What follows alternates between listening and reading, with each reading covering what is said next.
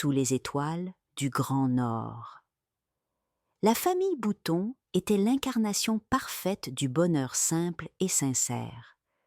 Composée de 2 mamans, Bérénice et Cléo, et de leurs jumeaux de 6 ans, Ethan et Nate, leur vie était une douce alternance entre les jeux endiablés, les après-midi cocooning et les escapades dans la nature. Bérénice était grande, forte, avec une présence rassurante et un sourire qui éclairait chaque pièce. Cléo, plus petite mais tout aussi charismatique, était une boule d'énergie avec un sourire contagieux. Quant à Ethan et Nate, ces petits aventuriers bruns aux yeux noirs, étaient toujours prêts à explorer le monde, que ce soit leur jardin ou une forêt mystérieuse. Depuis des années, Bérénice et Cléo nourrissaient un rêve, emmener leur fils découvrir le Canada, ce pays aux grands espaces qu'elles chérissaient dans leur imaginaire. Entre les forêts enneigées, les lacs gelés et les sommets majestueux, elles savaient que cette destination marquerait un tournant dans leur vie de famille. Pendant 2 ans, elles avaient économisé en secret, planifiant chaque détail d'un voyage inoubliable. La veille des vacances de février, alors que les jumeaux dormaient paisiblement, Bérénice et Cléo s'activèrent en silence. Les bagages étaient préparés avec précision, des combinaisons de ski, des gants épaissis, des bonnets aux couleurs vives, et de quoi affronter le grand froid canadien. Les passeports étaient soigneusement rangés dans une pochette.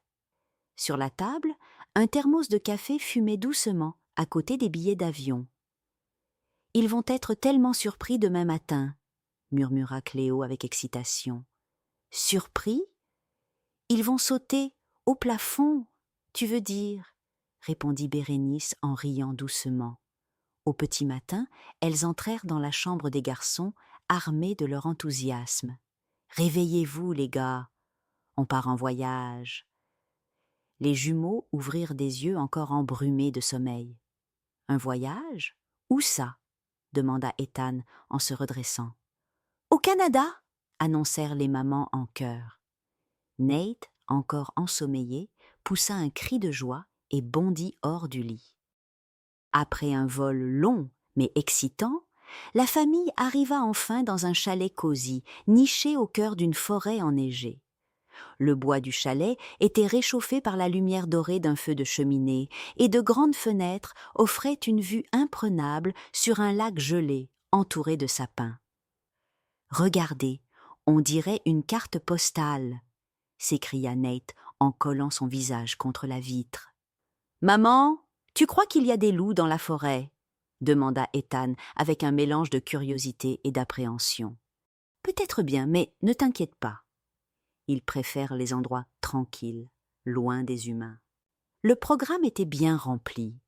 Randonnée, exploration de grottes de glace, observation d'étoiles sous un ciel limpide. Mais le clou du voyage était sans aucun doute le trek de 5 jours en motoneige. Le premier jour du trek débuta par un apprentissage de la conduite des motoneiges. Bérénice, confiante, s'adapte rapidement. Cléo, en revanche, avait un peu plus de mal. Lorsqu'elle accéléra trop brusquement, sa motoneige bondit en avant, la projetant presque dans un tas de neige. Les garçons éclatèrent de rire. « Maman Cléo, on dirait que tu veux faire la course avec les caribous !» plaisanta Ethan. La première étape du trek était un lac gelé, où ils s'essayèrent à la pêche sur glace. Armés de petites cannes à pêche, les jumeaux étaient fascinés par le processus. Nate attrapa un poisson après une longue attente, mais lorsqu'il le sortit de l'eau, il échappa de ses mains pour retomber sur la glace et glisser jusqu'à Cléo, qui poussa un cri de surprise. « Ce poisson a failli me faire tomber !» s'exclama-t-elle en riant, sous les rires des garçons. La deuxième nuit, ils construisirent un igloo. Sous la supervision de leur guide, la famille empila des blocs de neige pour former une structure solide. Les garçons étaient aux anges. « On peut dormir ici toutes les nuits ?»« C'est trop cool, » demanda Nate, enroulé dans une couverture. Pas toutes les nuits, mais ce soir, c'est notre maison de glace, répondit Bérénice. Le trek réserva aussi son lot de moments cocasses. Lors d'une pause, Ethan insista pour écrire son nom dans la neige avec un bâton, mais il se retrouva face à un vent glacial qui effaça tout son travail en quelques secondes. « Maman, c'est de la triche! Le vent ne respecte pas les artistes !» s'exclama-t-il, bras croisants et l'air faussement sévère. Lors d'une autre journée, Cléo perdit l'équilibre en essayant de lancer une boule de neige à Bérénice et se retrouva étalée dans un banc de neige. « Eh bien, tu voulais un combat de boules de neige? C'est toi qui es la première touchée, » plaisanta Bérénice. Les nuits étaient tout aussi magiques. Sous un ciel constellé d'étoiles, la famille racontait des histoires, partageait des éclats de rire et savourait la beauté de l'instant. Ce voyage au Canada marqua une étape importante dans la vie de la famille Bouton. Au-delà des aventures, des paysages et des fous rires, ils apprirent que le plus précieux était de vivre ces moments ensemble. Les petits problèmes ou maladresses devenaient des souvenirs à chérir, des anecdotes qui feraient sourire pendant des années.